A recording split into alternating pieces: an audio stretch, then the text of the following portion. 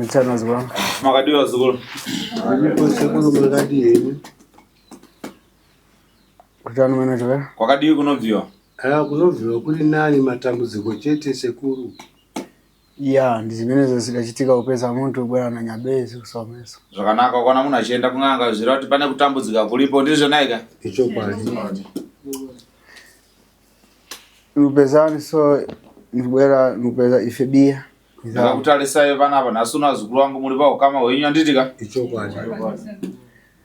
Mwatoka uponi. Mabva kupi mimi? Tabva kunonzi ku Stilfontein ku Beatrice. Kuponi? Kuchi? Stilfontein village ku Beatrice. Tabva kunonzi ku Stilfontein ku Beatrice. Padhuze nekuringa. Right. Sabhuku wako ndiani wewe mzukuru? Sabhuku wangu ndikatoma. Nduna. Ko mambo wako ndiani? Mambo ndiseke. Watuuluka upeze tiwo na kusomesa na mafebia ya mene ya jamani. Wakatega wewe une sekulu. Kuti tione kuti maproblems akonetsa muli akumbobva kupi ndizvo naika? Icho kwadi sekulu. Mkazi wako hapo ubua mamona upeza Tito Titus ndipo?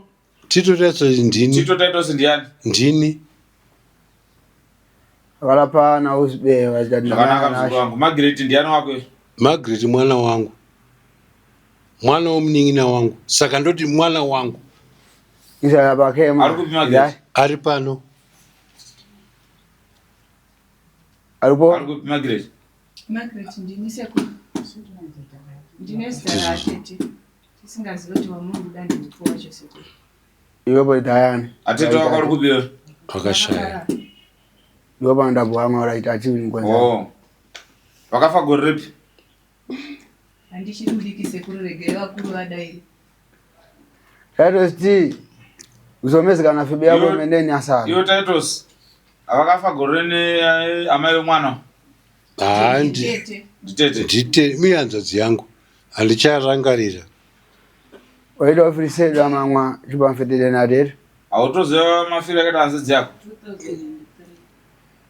Tine vamwe vatinawo pano vanogonondibatsira vachiri kuyoka makore. Okay, nanda pro. Kanaka zvinakuipa ndega timbozisiya.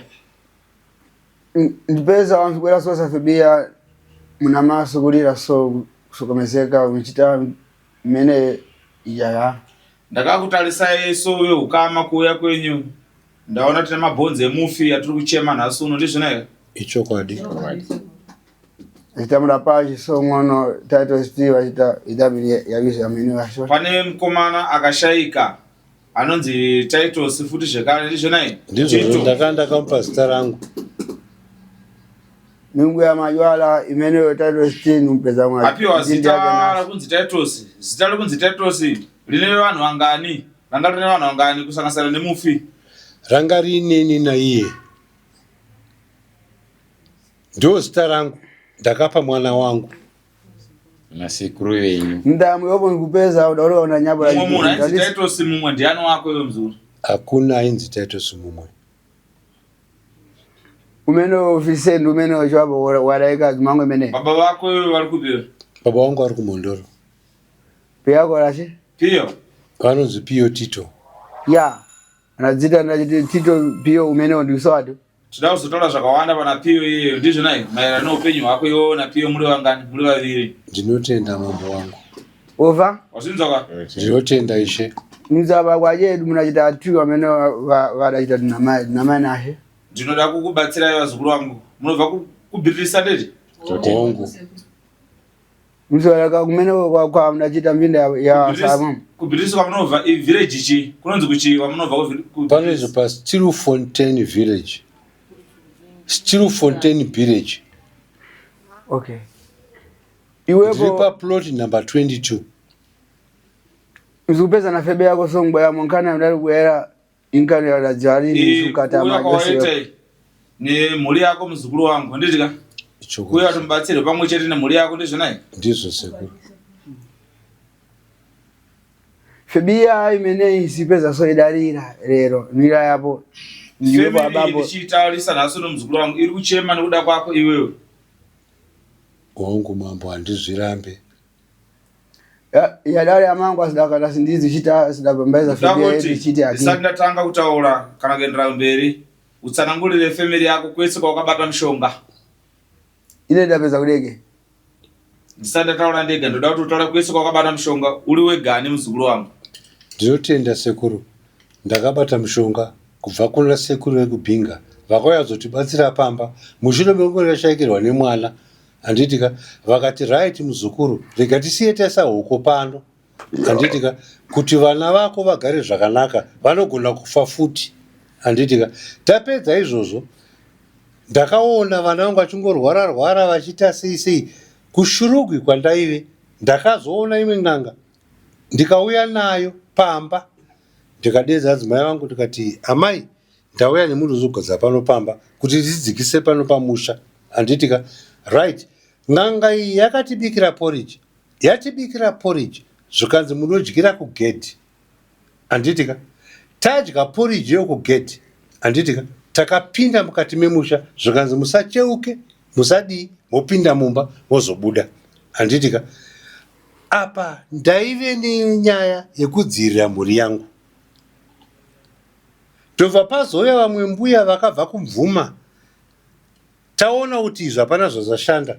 Ndobva tasvika ndobva vasvika pamba ndobva vatibatsira zvavakatibatsira vakafungadza mushonga vati ndakugadzira pano pamusha toisa huku. Ava vakauya ava vekushurugwi pane huku dzavakaisa pagedhi kumadokero kumabvazuva nekuchamhembe nekumavirira vakaisa huko pakati pemusha yemushonga wavakaisa. Ndikati ndatenda mhuri yangu yabatsirika.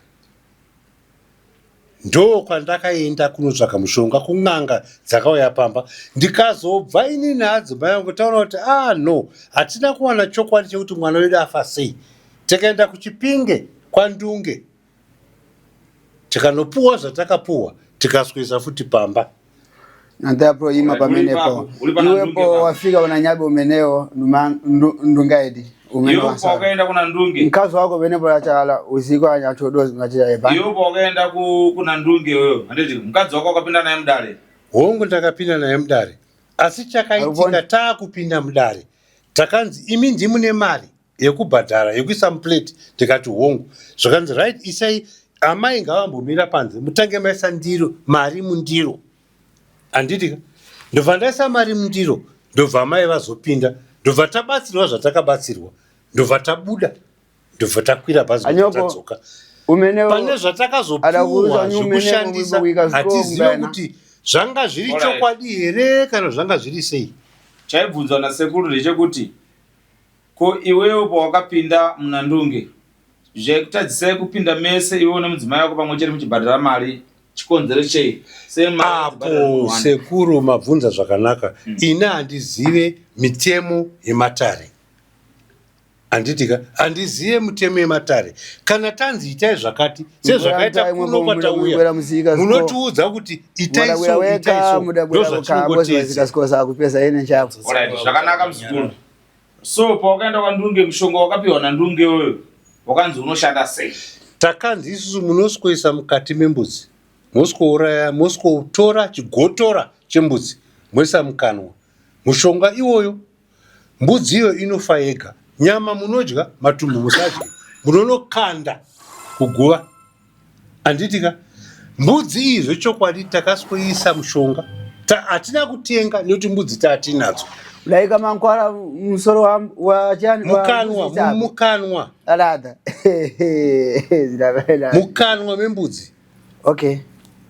Vo ndamvera. Hanzi zvakanaka. Hanzi mushonga wakanzi unoisa mukana mumbudzi. Mbudzi yacho inoisa iri penye here iwe mbudzi. Iri menyu. Ibe kufise. Isina kufa. Tikaita izvozvo ikafa yega.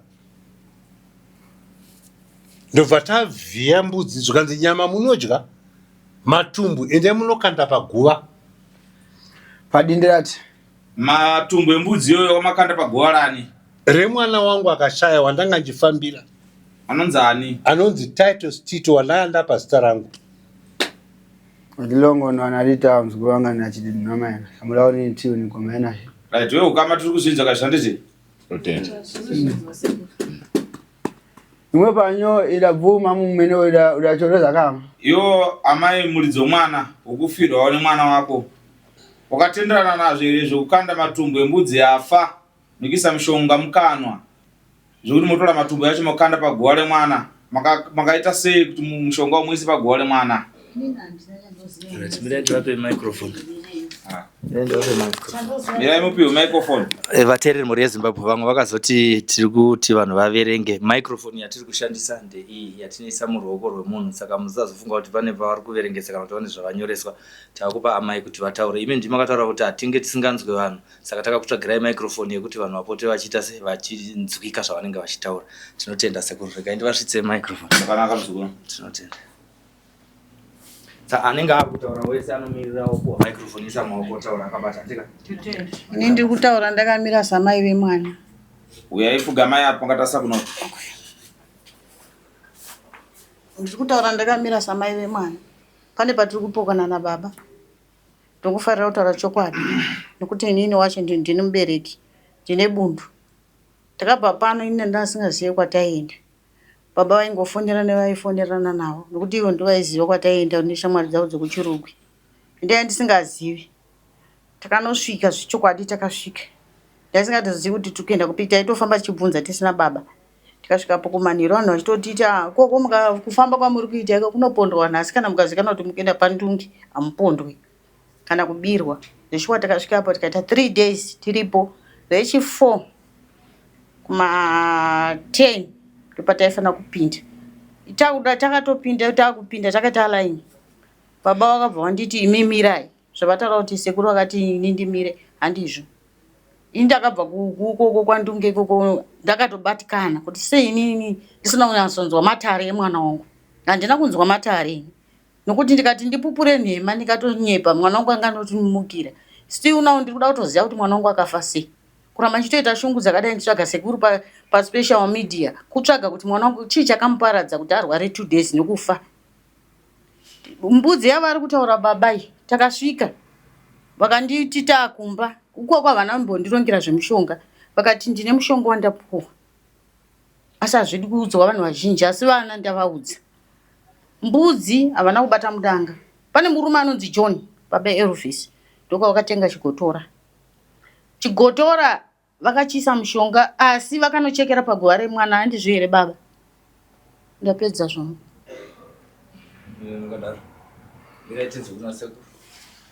Iwe panyo bwanina. Mira wakadaro mbata ako microphone yako wakadaro. Izi naye matako kulachita Imimi mbudzi makachekera paguwa remwana. Ko mushonga wacho mukaisa mukana nemusoro mbudzi wacho makawesa pai. Inini ndikatotaura kunyepa. Ndikatotaura nhema chaiko katironge ndikuzvipikisa Udza ndataura. ongo. Tubamverere mnachita. Kona chimimi izvezvi. Vamenewo vachiti muda boroza ngondo apa nachita teshe nantre. Nyaya yenyimi kuti pere ndunga anga katokurombesai futi. Zvine inini kana tichiti akatirombesa tinoti akarombesa baba. Nekuti akatirombesa inini nababa ingade patakapinda 3 days. Kona nyaya yenyu yosenda kuti mpinde pa social media. Pamwana bata mshonga wako na ndunge. Umenewo waita nababa wananjika. Ndunge akasiya vana vake. Chakasa atitu. Unza mshonga wako ndokushandira ina nasu utotendera uri musha menyimi. Iwo ndo vaitotaura nandi. Vavise vamenewo muzolana nadu. Imimi muzolana nadu ndeti. Sine kuti nini ni mauya mudale mangu. Munofana kutsvaga 7,000 muendesa kwa ndunge. Wafika muyaika cause menezo umenewo salad. Mashuka kwa ndunge koko. Vantu mbaja atitu. Muona vana vacho. Mwaudza takalomba mshonga kuna baba wenyu. Lelo sidabu ya mosquito ndatibambaza mfibia na ngono wadapelekana. Andichazoda kuti mshonga utitere zvakare. Ivo vana vacho ndo vachakupangira kuti matare aya achafamba sei koko. Tinina ndinare kutaura nekuti nini nditori pasi pesoka dzababa. Nekuti kuti ini ndiendewo ikoko ndaitoenda pamusoro pababa. Indasikatozika naye kwandaenda kana mshonga wacho mako mangu makachena. Andakubata gwenzi. Taito iwepo sindizi ndi mkani mene idabambaza mfibia yako mkani adakata hapo na mangu adachoroza hapa tayari. Hongu taito simurumo wako yona asuno mshonga izhinji iri kumunetsa akazvibatira yega ndizvo naye. Ndambobata mshonga ini. ivo baba ngavataure chokwadi pavakatipa vana Mzee jitema kuna umeneo sabo uma. Yo mzukuru ndiuza hangu kuti une godo panyaya iyi nekuti hausi kuti mwana akafa sei. Ndiri kurwadziwa. Ndiri muposto ndinoenda kuchii. Ukikwa kwa mangu umeneo zala kwa kule kuna nyabo wa mda ulika na mama wako umenoso. Iweyo mzukuru pamukwaya pano muchiuya kurumu wegirazi muchipinda pagirazi ndizvo naye. Asati apinda pagirazi seku. Na tere ndawikali kurumu wegirazi makapinda. Takagara zveshuwa. Muchigara murumu wegirazi mimi muchizoya muno mudare ndizvo naye. Ndizvozvo. Mangu ya mota mamu meneo ndachiti mukali mtodo ndawikani mangu kwa mbona mbo itaeta. Maya muno. Ndachitaseni. Mauya muno ndichikujambisa chimbo murume wako achizosvika mukusanduka. Amuna here kuona murume wenyu achizvimba ruoko sekufa kwakaita mwana achizvimba ruoko sema rakazvimba mwana achifa. Ichokwadi. Rwerwo rwakafa mwana akafa akazvimba ruoko rweleft. Ndorwakazvimba nezuro wakagara panza. Umeneo ndakada mandufi. Makavaudza here baba. Tavaudza nhasi. Zvimba ruoko mauya kuno kwasekuru mwana akafa nekuzvimba ruoko imi makusanduka wafuti muchizvimba ruoko rakafa mwana sezvikudaro sezvikufanana. Vakatotaura nezuro vakatotaura ndakagara nawo asi ndauda kuti uchema mandasumuka. Tobazoya munin'ino. Vakatotaura vachiti ruoko urwu ndo pachikirebhu paya. Ndo pakaroverwa ruoko urwu mwana wangu ari mungoro abva ngoti ruoko rwangu aina ivo baba vacho vachina noraura. Avatongoti ruoko rwangu ndobva azodzoka. Pakadzoka mwana akabva ati ndabika sadza handisi kuda mukaka. Tati hausi kuda mukaka? Zvikanzi ndikati nekuda kwei? Zvikanzi handisi kuda sadza renyama ndoda mukaka. Vatatora mukaka ndobva tamupa. Ndobva akutoti hake mafanisi aive munhu yaangori open ari fanisi yongosetsa takutoseka pai. But mwanangu aingoti ndasingazivi kuti chii. Akutoseka baba kuti nhasi ndavakunda kuraura. Mangwana ndobva mwana atomuka zvato ruoko rwatozvimba. Saka inini nguva yese ndainyamata nyenyedzi nomwe kwa baba amicho. Saka ndobva taenda naye kuchechi zvinoita satani zvakaoma. Ndobva taenda naye kuchechi ndobva takokwidzana naro pachechi paya takaona pane imwe chechi postori yakanga iri kumanhingikiri kumatumba. Tikati too late. Kusenda sikati too late kumboenda futi kwamadzibaba Richard uku. Ngatingotenda tiende ipapo mwari mumwe chete. Mwana wangu akafa ari mumatumba na 7. Takatozoona baba vakutouya na bishop wacho. Vakutoti mwana afa. Asi chinhu chakandinesa ndechekuti mwana akaparara na 7. Vasvika naye. Ameno chakangoitika pandiri ndaenda katogara ndikati mwana afa. Mwana wangu andaitaura naye madeko uyu achisumuka achimba nziyo dzechechi uyu. Ndobva ndadaiwo. Ndobva ndavadzidedza. Mwana ari kudziya uyu. Ndobva ndadedza madzibaba. Vanonamata nyenyedzi nomwe. Time yavakati takadedza madzibaba ivavo pakabva pasvika vamwe mai vemuvillage. Vanonzi mai muroyiwa. Vakabva ngosvikawo pamba pedu ipapo. Achingosvika so time iyoyo. Baba vangoti kwemigogo maudzwa naniko muti mwana wangu ashaya. Akanga achiri kutodziya achiti kuti. Ndobva atanga kubuda mukanwa ropa nemunhu. Madzibaba Richard wakati ndanonoka ndatangirwa. Tofirei mwana wangu. Ifire inorwadza. 17 years Mama wepo nungada majezo yomwenda mzima. Madzibaba vakati vatangirwa nani? Nevanhu vanditi munhu panofa panenge pane vanhuwo vanenge vakarindira. Izvozvo mukaona mhuka ichimhanya yakasvikoka gumba handi munopedzisa. Saka panevo vaida kupedzisa vangavaona kuti mwana wangu arwara neruoko. Pane vanenge vakatarisirawo handiti unourayiwa nyange dai ari hama yako asi inopfeka mutorwa. Handizvere sekuru vari kuvhunza kuti akakuti ndamai atanga ndiani makutaura hatichatauri hedu zita asi pana mai vakasvika vachingochema vasina kana ambovaudza. Ivavo vakasvika ivo mai vavo vachingochema achiti nematambudziko. Ava vanobva vati maudzwa nani kuti mwana wangu afa. Nokuti vanhu vazhinji kana sabva kuti asati ambomudza asi ndiwo munhu 1 akatanga kusvika achitaura kuti mwana wangu ashaya. Ende mai ivavo ndainamata chechi iyoyo. Pane chechi yandainamata kumusha uko. Vakauya kwandiri vakanditi ndarota mwana wako akafa. Achinditadzisa kusunga gemenzi rangu achindimhanyisa. Asi hope idzodzo ndati ndiwe ndizopupura pauri. Saka ndakabva ndabuda futi muchechi iyayi. pandatoona kuti bheta ndini kwarai ndinoshanda kwarai ndikaramba ndisangana nemiedzo vamwe mai vakangondimisa parodhi vakati hanzi ndakadya chidya chemwana wenyu. Saka ndiri munhu wokuti ndikaenda kumusha ndorwara neBP nendangariro mwana wangu. Handisi munhu uyo wokuti ndingati ndine rugare hausiwo miri wangu. Totoona kuti dai Mwari vanditonga ndazorora mhuri yangu iri kutambura. Izvo nomumwoyo akastroke. No way zvandisingazivi. Ndilambeza na umene waudaira na Amati. Mwana wako akastroke uyu Martin. Ane nguwa yakareba sei astroke Martin. Nani tukuti 2 years. Mate opo. 2 years asadza kuwana. Mate opo matenda amene azungata ya mana. Microphone tu ndambotaura na Martin. Mate. Tambira microphone iyo Martin. Wali opo mate amene alokataida chichi opo mate. Yo Martin, loko lako la stroke lakafanana nere mufi ere akafa. Ndo lakalwarawo ere kana zvakasiyana. Rumwechete. Na limene lachita bambo wako zumango ndakata wadauluka ntodo tubamfedele na chetu. Ko loko lako lakastroke anditika. Nerakazvimba baba wako Titus anditika. Rakafanana ere kana rakasiyana? Rakafanana. Anari kambia ndi Yesu. Zvakanaka loko lako lisina simba ndere lakastroke. Irai. Limene nusoya nere namango abangu. Unoona sunza chinhu chinorema ere?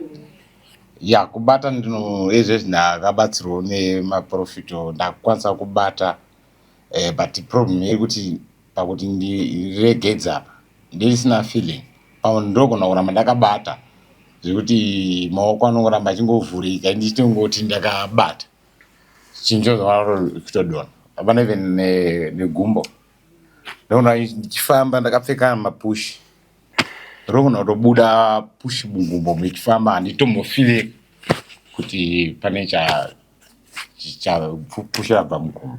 Gazi raurika kudara na mangu adamukata mwana wamene uchava. Zvakanaka muzukuru wangu handitika.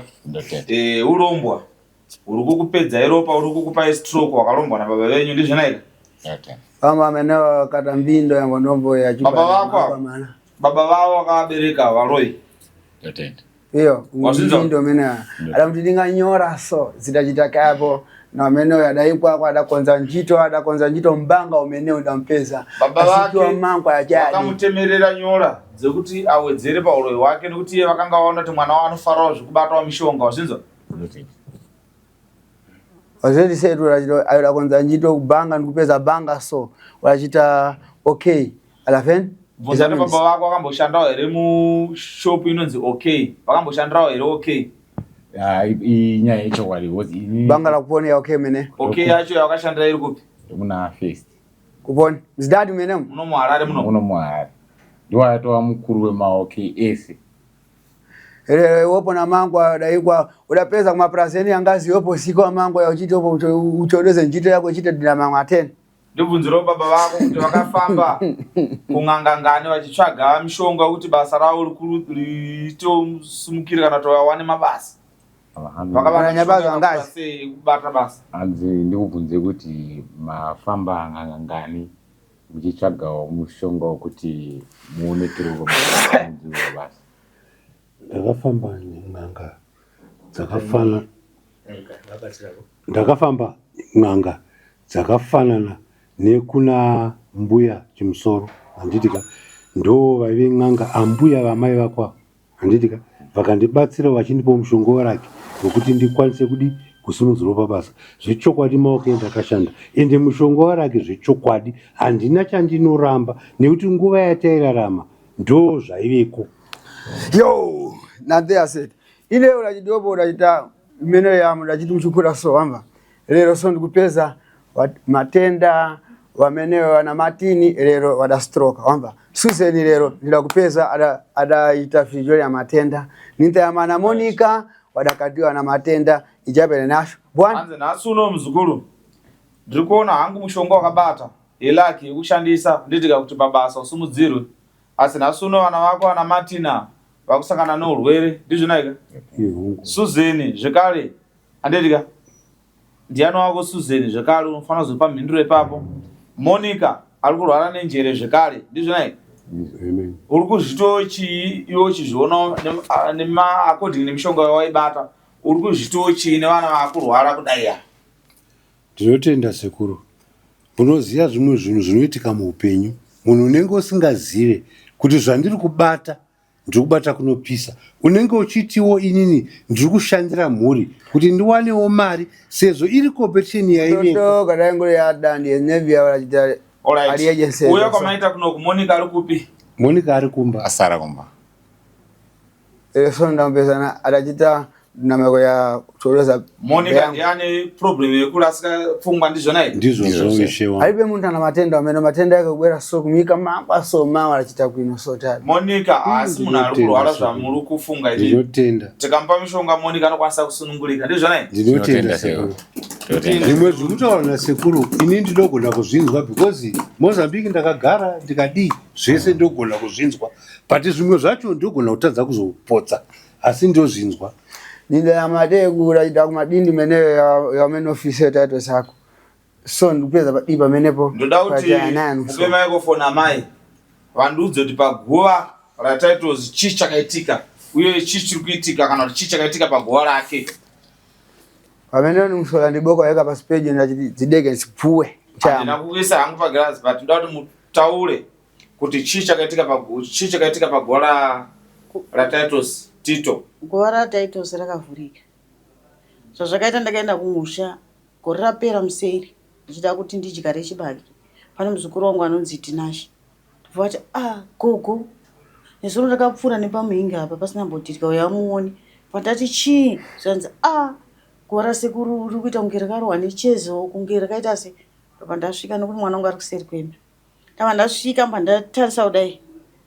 Pandangoti mwanangu vandatanga hangu kuchema pamuzukuru wangu auya ndibva asikonditora vanditora mbeu yana ndakabata vandarwadziwa mwana womunin'ina wangu anonzi Costa vandati Costa ndibatsire tende mavhurukira akaita guva iri haaiti patatora tende yababa wake inogara pamba pandati zvina ndivhare pamusoro kusvika baba vazouya vozoona kuti vanorivakira here asi kana kuti vada kutanga varibvunzira nokuti ini ndine hope dzandaenda mbosangana nadzo mwana wangu uya ari direct chinyasona kuti mwana wangu achinditi mama muda kuona vanhu vakandiuraya vandati ndobva ndigirwa mu vanhu so achivasandudzira kwandiri so chibva ndati vana vanhu havaichema vachiti mwana wenyu ari kutinetsa ari kuti mukai tinovhima ndobva ini ndaingodaira kusikope so nchiti makambomuuraire madhezi andakataura izvozvo pamba pedu pakabva svika mumwe murume handitaura hangu nezira nekuti zviri kuenda kure pakasvika mumwe murume akati ndaunzwa pano naTito ndabva ndahwanda kuseri kwedhoo kuti asandione mukicheni ndinobva taura nemwana wangu uyu nemwana womurama wangu anonzi mwana wako anonzani akataura uyu ari munhu anonzi Privilege neanonzi Roni vaitonyora achitsamba so murume akapedza 1 hour achitaura kuti mungangoti kuuya pano idambe handakuuya dambe ndaunzwa pano nemwana akavigwa kusero zvikandinetsa kuti zviri kureve ende ndiyanga nemhuri yananga yauya pamba yandairatidzwa nemwana wangu achisandudzira kudai so achiti ndo vanhu vamwe vakandiuraya mama asi vanga vakandivhara saka ndasendavhura saka zvakangondinetsa ndakangopupurawo kucheche kuti ndozopedza ndaita sei zandasangana nadzo asi ndo zvandakasangana nazvo zakugona saka nanhasi pakashama hapana kuvhara zakugona mfidzi wamene wadaika picture ilibe mpimo inosara basi zvamakaona kuti mimi varoi vari kutambira paguva iri matanho amukatorawo ndeyapi kuda kuchengetedza guva iri kana kuti muwakiro mwana chichi kuti asati musavakire guva remwana guva rakatovakirwa nesimenti zvandiri kutaura kuti takasvika pakaita kunge kuchezewo kana kuti natre kuvhara murati ombangu emene nesimende nezvidhina natre padachita tako pa right koma makaisa dombo iri aiwa angasataisirwa dombo chairo aiwa isimende chaiyo ndinotanga waisa dhaka panyikikiri zvidhina ozoisa ndachiti wankhapo pamenepo pachita omaka ndo rakatika iwopo madaro amuna kushamisikawo nazvo here kuti sei isu taisa simendi asi guva iri kutodirika isu taisa simendi chichi kutsemura concrete inini chaiyo pachezvangu chaipo zuva nezuva ndotochema uyo achitonditi musarambe muchichema chiti ndiri kurwadziwa urombo hwangu hwandinawo hwakashata ndiri kushaya kuti ndinoenda kuchechi ndobata kuti mukarivhara musina kufamba panofa mumwe saka ndodii iye zvinezve vana vacho handimbooni mwana wangu ari musvinu. Mumwe akatodhanyangika pfungwa kubva kuSouth Africa kuteneswa njero kuenda kuatete wababa wake. Handisi naye mwana wangu wanda nchiverenga manager wandiri kutarisira kuti ndiye ano mweya wekuti ndifunge kuzviuraya. Haachatozivi kuti ndiri amai vake. Anototena kuenda kwaMurewa kundisira mwana ane 9 months. Ndigorera mwana kusvika pa13 years kwakunditorera mwana kunopa nzvadzi yaatezvara vangu. Handizive kuti mweya rudzi handizive. Inini mai vake mwana wangu chaiye wokubudisa mudumbu mangu. Mwana wako kubereka nhasi ndiye yako kusema. Ndiye akundisema kundipa mwana wake ane 9 months. Ndikachengeta mwana ane 9 months kusvika pa13 years. Ndichichengeta mwana yeye. Ndairera mwana neruredzo. Asina sanditorera mwana kupatita nzvadzi yababa wake. Ko paguwa ipapo makaita sei nemaprofita epachechi? Chii chamakaita paguwa remwana nemaprofita ekuchechi? Pakaitwa mazambara asingaperi pamba nenhau yemwana wangu kufa kwake. Pakauya vamwe mapostori baba vaisenza kuchirugwi vakaudzwa zvechikafu vakatenga chikafu chese vakauya nacho pamba. Asi mupostori yeini ndaitobva kuchirugwi ndakatosvika pamba aine vakomana naRoni vakatogara pamba ipapa ainzi Simba. Patasvikawo paya ndofunga ndakangosvika uri musi wechina Friday Saturday ndobva patotangwa choto chiyachi. Ini handina zvandaiziva ini yokuti ndaingoona achingobuda padza achinoisa munamato wake. Achingobuda padza achinoisa munamato wake. Apo no Saturday zuva rekuti pungwe yacho ndobva yatanga kuiswa moto pabikwa chikafu zvese. Aiwa chikafu chaivepo zvese baba vaitosenzawo basa riri nani dzani zvavari kuita izvino. Ndobva pabikwa paya ndobva pasvika bishop akauya nekombi yake yakatozara vanhu kubva kuno kuHarare. Makombi mairi akazara vanhu. Ndobva vatanga kuchema nemweya. Ininiwo ndiri munzi wengoni ipo pano pandiri. Asi vakachema nemweya vachichema nemweya. Mahakiro avakanoita paguva remwana wangu handiwo mahakiro. Vachidhumana musoro kudai. Vadhumana musoro paya vakabva vadii? Vakabva vatanga kuvhura. Uya anga achigara pamba uya ndiye akatanga unovhura kumusoro kwemwana kudai. Zvikanzi itorai mafoshwa. Mwana wangu waipapa asati aisirwa simendi. Ndobva tatanga kuvhurwa. Ndobva ndatanga ndakutochema akati manje makutopa level muchingovhura. Baba ndopa wakati kuchiri kuvhura mwana here usiku kawo. Vavhura vamwe vari kujamba waya vamwe vari kuita sei panga pakavigwa mwana paya. Ndobva vabvisa chitini chakadai so chaive negasi vichiputika. Ivo baba varapa vaive negemenza. Ndobva vati dambu ndobva tora gemenza ravo ndobva vati dhau. Zvakanda ndinamati handichanamati futi ndakutodzokera kubhawa. Ndobva vatotanga kutomwa doro. Zvika ndionamatire feki handaitirwa indionamatire. Gasi riri kumusoro kwemwana wondiudza kuti gasi ndio chinhu chiri kukonzera kuti mwana asamuke. Gasi rabvepi? Right, tapedza zvese izvozvo vakabva vangonyengetera mvura mapostori aya. Kubva sei vagadzikanzi kupera kunoita mvura iyi mwana wenye anenge akupfuka. Ene mapostori mazhinji aiuya akumba. Pane vamwe akabva kuchiweshoko. Vakasvika pamba abva vanongedzera chimwe chibhuru chedu taine mombe 17 hatina kana 1 dzese dzakapera nokufa kwamuchakabva. Chibhuru chakadai so zvandoda chibhuru ichi. Ndobva vasvika papa ndobva vatenga tsono 7. Ndine vana 7 kubudikidza neakafa. Ndobva ndanzi tengai tsono 7. Tsono 7 idzodzo vakaenda vanodzibairira futi parinda remwana. Ndobva pauya futi vamwe mbuya vakatirova zvokuti neshamu kumusana kwese kumudziva. Tichirohwa tese family yese neshamu nevana vangu naye mukomana ari kuSouth Africa tichingorohwa nemutowa tichirohwa tapedza kurohwa kudaro. Vakasiya futi gogo ivavo inini ivavo gogo ivavo ndakavaona vakarovera huko pamba vakasiya vakarovera. Pane muprofita wongotsvuku wamakatora wenyenyedzi dzinomwa makatora uko kunonzi kuHigh Grain. Akatanga uchaja 300. Ndo amene wa Msananzo. Ndobva tavapa 300 iya. Ndobva vafona anzi baba ndikusvika konasi. Ivo vaingosvika manheru chete. Venda vaenda vonoskocherera ndizivi zvavaicherera paguva futi remwana. Vobva ipapo voya payadhi. Mumusi pamwe vanouya negirlfriend yavo. Ndobva ndatomboti ndimwari rudzi anouya negirlfriend pamba pakadai so pakasviba kudai. Asi hazvingatsurwe pamwe ndozvavari. Wotonzwa mukadzi wavari kuvafonera. Tanzwa kunzi maenda namai vaive panext door. Wotozodzima foni. wotorara pamba madzibaba iwa womuka futi kuseni vanenge vachingoti vanongoshanda kumakwati nzvii vachingoita pagova nekutenderedza yadhi amene zvavaidyara zvichibvira vachidyara madzibaba ivangu vachidyara vaiti vari kuita muteuro wei vaingoti hanzi muteuro wandiri kuisa panapa hapachafiwi futi ende tiri kuitira kuti munhu akauraya mwana uyu auye ega muoni ko pamukalowa imimi nditika tiri mumvura ivo vese vari kuseka vakarohwa tiri mumvura famiri yese yakafisala muchava muri mazi takadhinda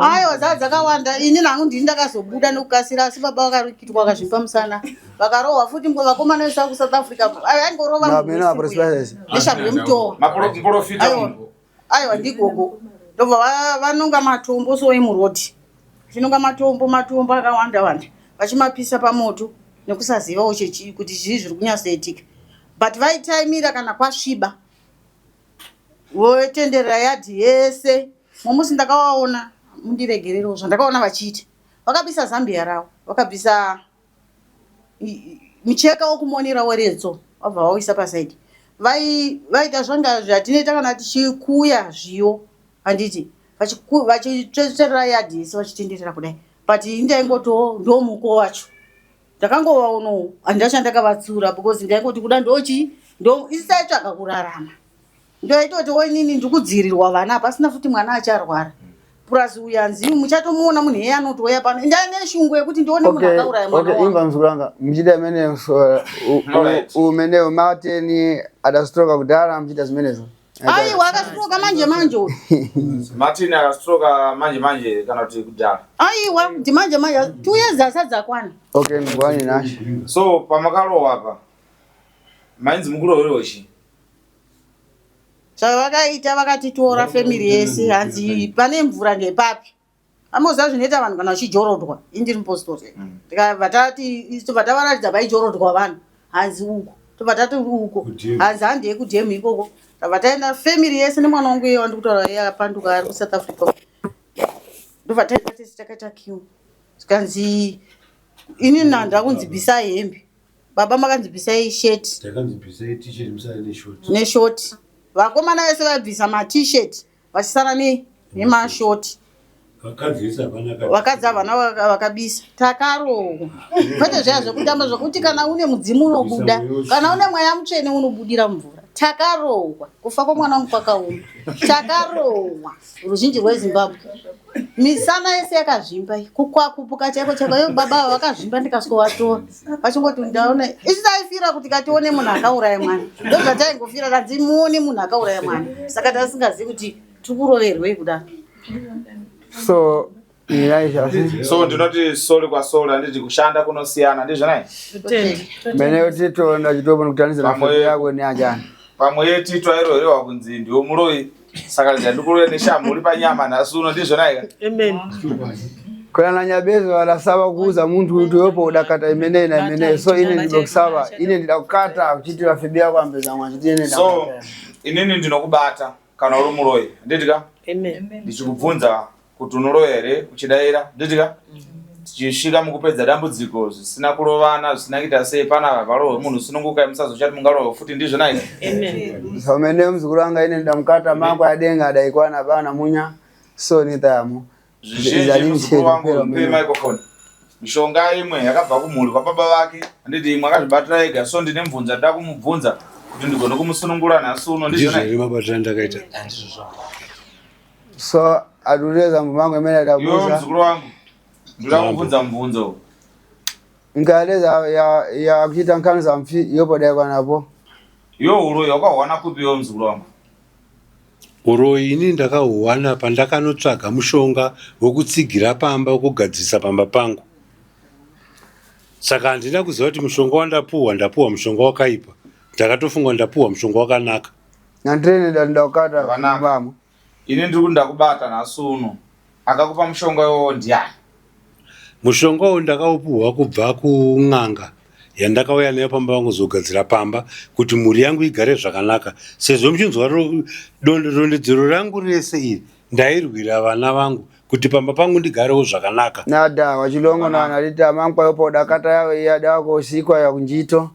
Bambo wako yopo dakuika nyora. Amba. Ya pio meneo sawati. Njaiti. Mishonga hii mzukuru wangu nditika.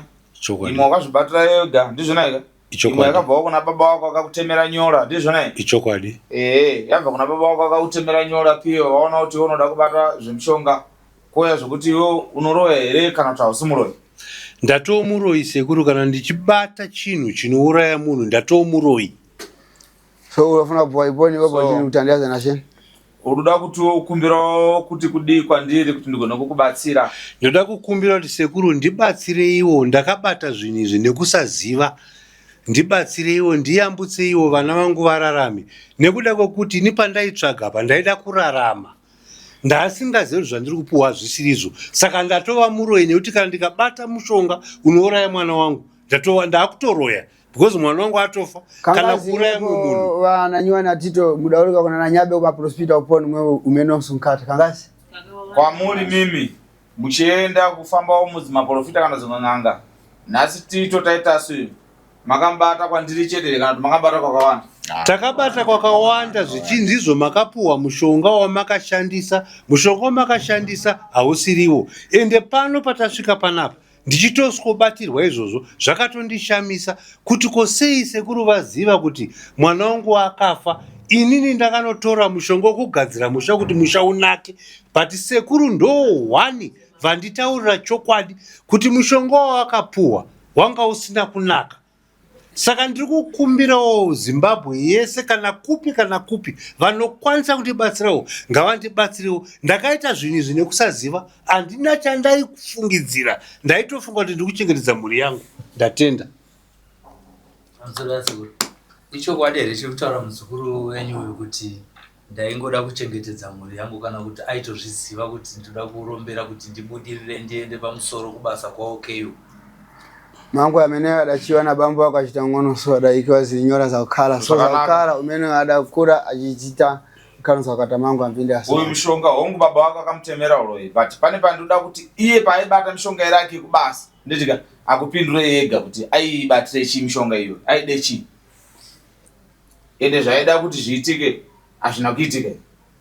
Zvamaida kuti zviitike kwaOKU kubasa iko hazvina kuitika here mabata mishonga kuti mishonga iraki. Ndinotenda mambo wangu. Munoziva nguva yatairarama kare. Taitorarama zvokutoti kana mubhazi chaimo mwana anga asingayamwiswi. Mabvunzwa kuti kwaOKU zvamaida kuita zvakaitika here. Hongu zvakatoitika nguva iyoyo zvakatondiitira. Ine ndikatoitawo munhu chaiye. Ndikatokwanisa kuchengetawo mhuri yangu. Zimenezo msola.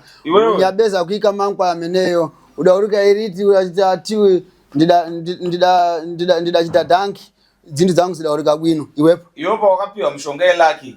Wakazodzoka here kune n'anga dzakakupa mishonga yeyo wakatendawo kuti makaita basa zvangu zvaita. Ndidaikiwa mimi ndichagodzokerei n'anga dzakandipa mushonga ndichigeza ndichizora havana kundiudza kuti ugozodzoka. Saka vakati takupa newe tapedza newe.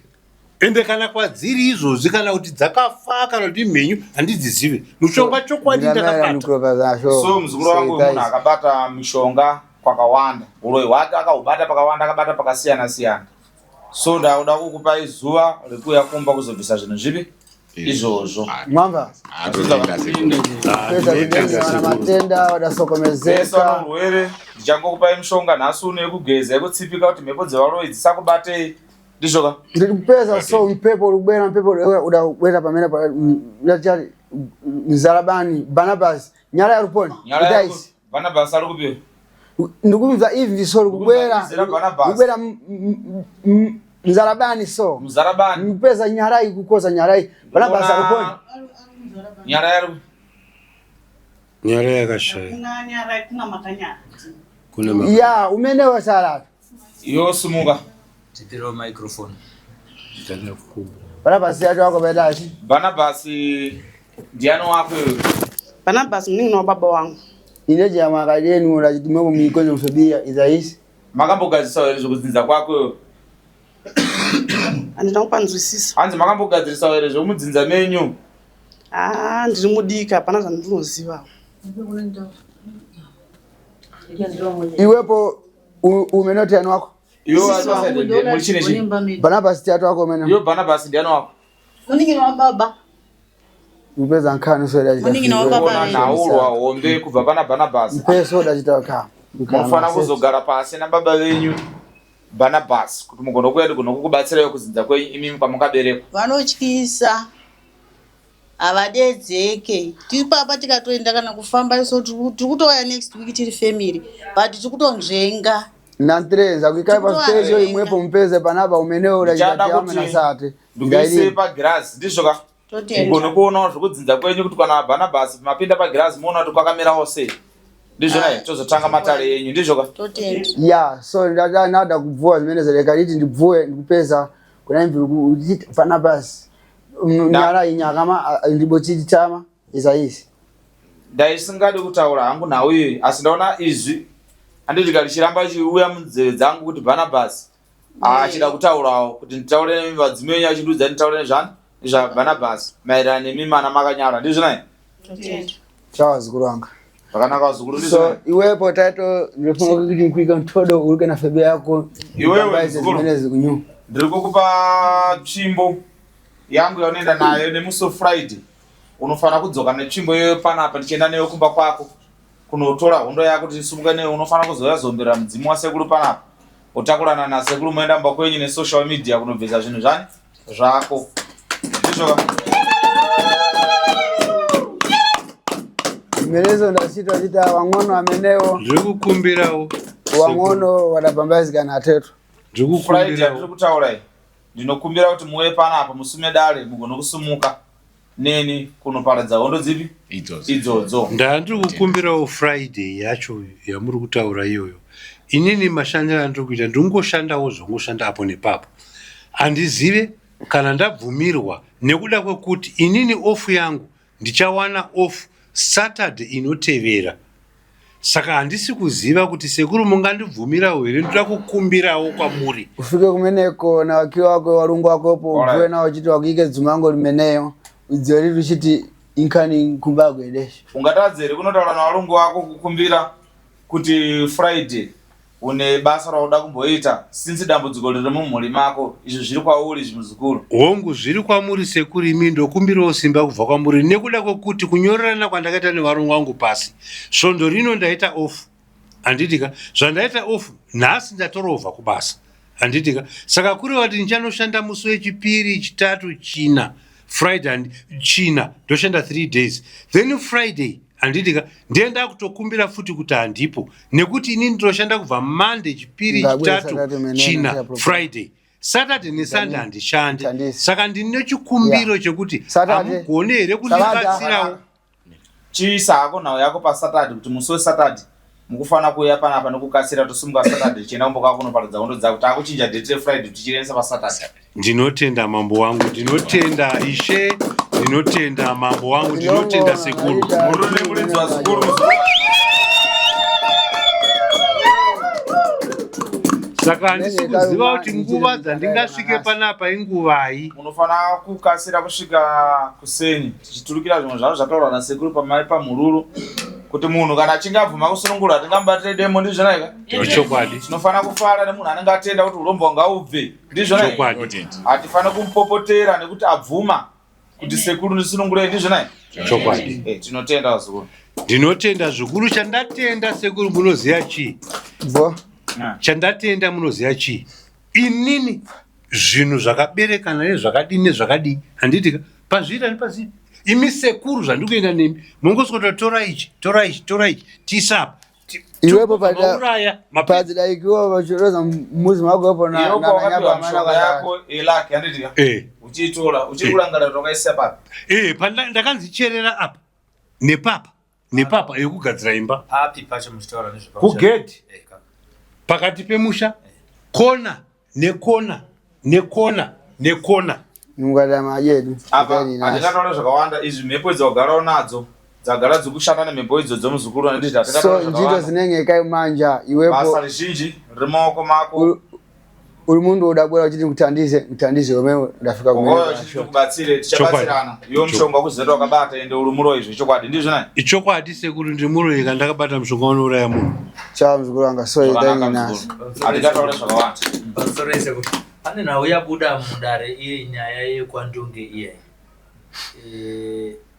inoitwa sei nyaya ye7,000 iye azabvuwa meneo ndakumtandiza azafika kumeneko kana na nyaba akasubvuwa na kusola ava sekuru nhau iyi tingaipedze sei asi mapero yaifana kuitwa vaifana kunolipa but chaona kuti tingaipedze sei ndizvo nayi ndinotenda asi sekuru ndoda kutaurawo inini imimi sekuru ndaamwana wenyu ndauya kuzopotera kwamuri kuti mundinunure kuti ndinobhadhara 7,000 kwandunge ina handiigone imimi ndimi tataguru vedu ndokumbira mutauro nemhembe kwandunge kuti vana ava vadiki havasi kukwanisa kuti mopedzerana ikoko motitaurirawo kuti magona kukumbira mishonga inopiwa ichinakidza ndizvinayi asi zvisinei chakatoitika chakaita sei chakaitika ngatichiitai kuti dare ripedziswe nemusi wesatade kumba ndizvinayi totenda nematenda amene asoika umanja ndikutandise matenda yako ndinotenda sekuru unofana kukubatsira upera ndizvi ndotenda handitombokwanishi kuibhadhara mari iyoyo chawa zikuranga so ndatenda sekuru tateguru ndinotenda unofana kumukira panapa Saturday by 8 o'clock unofana ngemapanapa ndinotenda tateguru ndinotenda tateguru ndatendazvo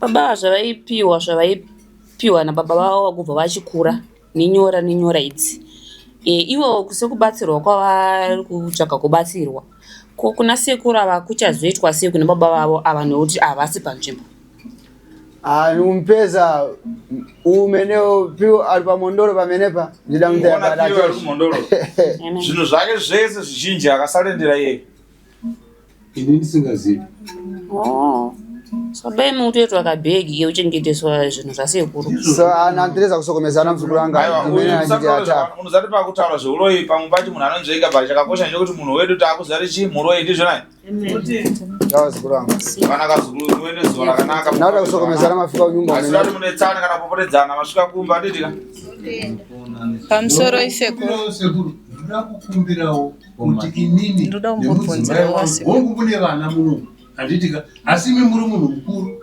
muchazivawo matauro amuchaita handitika inini nemudzimai wangu tine zvatinongopukana kudii inini murume ndindikataurire ndingadii ndoda kukumbira kuti mungotisirawo munamato tisvikewo kumba tisina kutukana tisatukane kusvika matipedza. Okay mzukuru wanga ndidamvera ndichiita zimenezo ndiike mtodozi akuchaya manje andiuza wazimu wako iwepo anankhomba na wazimu wa ntale ino na wazimu wa Zimbabwe wakushodoza khaa ndakuti nditaulo chinhu chakadai so zvokuti ndotenda wadzimu wako ana ngoma unoita ngoma nditi ana ngoma ndo wadzimu wenyu nditika ana ngondo nditi na mudzimu wana sekuru budza mukombe nemudzimu ina mbuya nanda na sekuru kaguyuti gono kuikumbira kuti dale tigono kulikunda nekuti idale hombe ndizvo nayi chokwadi mwamba sekuru ndine kubvunzawo fika siike kuna mbuya mulungu kusvika kuna mwari nekuna mwari tinozviisa mumaoko mamwari ndizvo nayi ndine kubvunzawo sekuru tine vamwe vedu vasipo vanoitwawo sei pakubatsirwa kwataitako zakuzanisa kuchita samariza kugurudza tundu zvaumeneo sada zvapedza kubvisa zvinhu zvemuzukuru wangu ndichakuudzai zvekuita nekuti matare achiri kuendera mberi haasi kutangira panapa ichiperera nhasi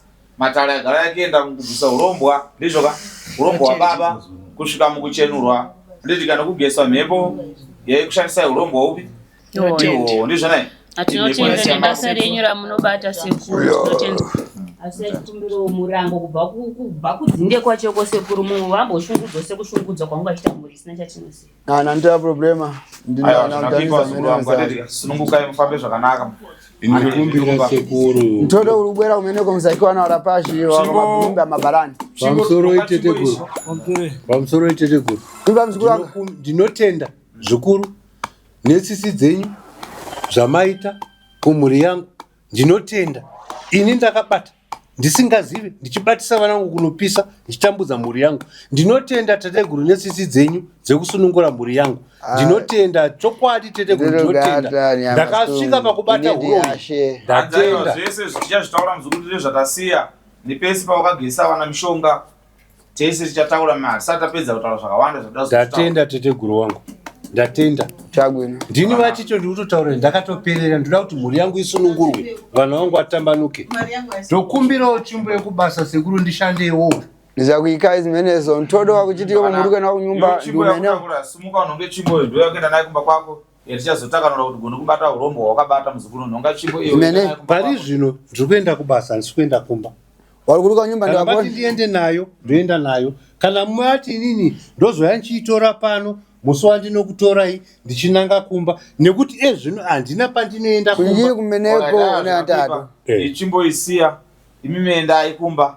Musi wamunouya panapa tongosimuka tese pasina tsvimbo yacho yaenda kupa yetu. Aiwa ndiinayo. Ndosikuitora takuenda kumba. Chumba ijisadze baba kana madzapura echimbo takura chimbo mesa musisho mwenda vana vangu muri kufumirwa ere muri kufunga kuti nini baba venyu ndiri kuda kuti nditize sekuru kana ndiite sei kuti musararame ndeipi svimenda pona sekuru pamusoro ndoba ndobvunza zvinoita ndoenda nayo inini ipa munouya sana ndibvunzo nasekuru ndaipona sekuru patumba menyu musanoita bopoto muine mutoro wasekuru wakadaiso vasaone chinoitika risamba kwenyu risamba pamusoro isekuru imeneyo ntodo ulavula lauyo dai kwanyuya dagona iwepo kumena mumabudani padhoiro chimbo unonoisa muimba unorara iyo ndoma inonogara kana kupa munhu achienda nayo unoisemba maunorara iyo ndotenda nasekuru sakagona kuombera maoko ndichibuda ndia problem muombera hapo mzuru